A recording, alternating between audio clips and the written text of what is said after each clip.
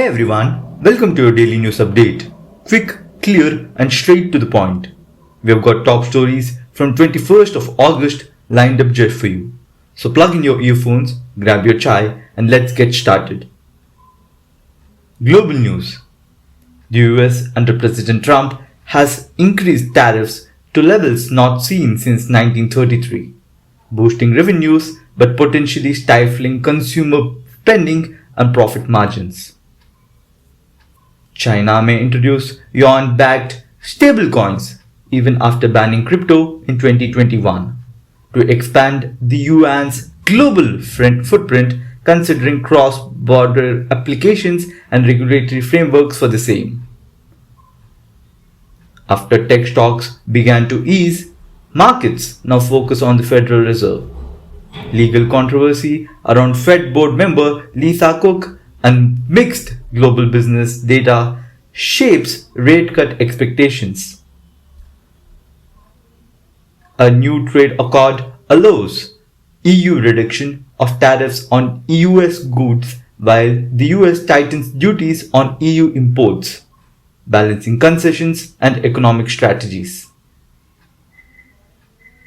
Walmart misses profit estimates despite strong revenue and sales, raises full-year forecast, yet shares dip by about 3% in pre-market trading due to investor caution. CME Group and FanDuel join to offer contracts trading on real-world events, similar to platforms like Robinhood, blurring lines between finance and prediction markets. Sony raised prices for all PlayStation 5 models in the US from 21st August, citing tariffs and economic pressures as reasons, signaling shifts in hardware pricing. In an episode of the Washington Post's The 7 podcast, Trump claimed to have resolved 7 global conflicts, raising eyebrows over the complexities of such disputes. Immigration and Customs Enforcement (ICE) agents were notably active in DC, prompting questions about enforcement actions and political sensitivities. The UK saw an 8% jump in asylum seekers housed in hotels. Labour claims an 18% backlog reduction. Home Secretary Yvette Cooper frames this as restoring order amidst legal challenges. Treasury Minister Jim Chalmers revealed a 10-priority economic reform plan, including creating a single market and AI capability enhancements with wider economic implications. Queensland opposed a pro-Palestine rally at Story Bridge. New South Wales floods prompted multiple warnings. Still, Australia's share market climbed as confidence rose after rate cuts. News from India. On 21st August 2025, India tested long-range Agni-5 ballistic missile, reinforcing its strategic deterrence capabilities. India and China have agreed to reopen border trade routes and resume direct flights, signaling improved bilateral ties. In Mehboob-Pet, a family of 5 was found dead. Suspected suicides rooted in economic hardship. Due to unpaid dues, hospitals may suspend services under Arogyasri, which is a state health insurance, affecting patients across Telangana. Telangana faces a urea shortage, potentially affecting agricultural output and adding to monsoon-era stains. In Hyderabad's Miapur, a family of 5 died under unexplained circumstances, with investigations ongoing. The Godavari at Bhadrachalam is at its second warning level at about 50.8 feet, prompting flood vigilance and safety measures. Authorities apprehended a 19-year-old accused of supplying MDMA drug across state lines, a significant narco law enforcement success.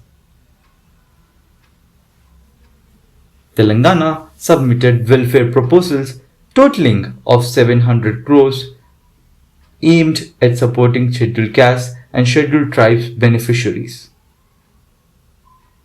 Floodwaters destroyed extensive stretches of pavements, prompting emergency infrastructure restoration across the state of Telangana.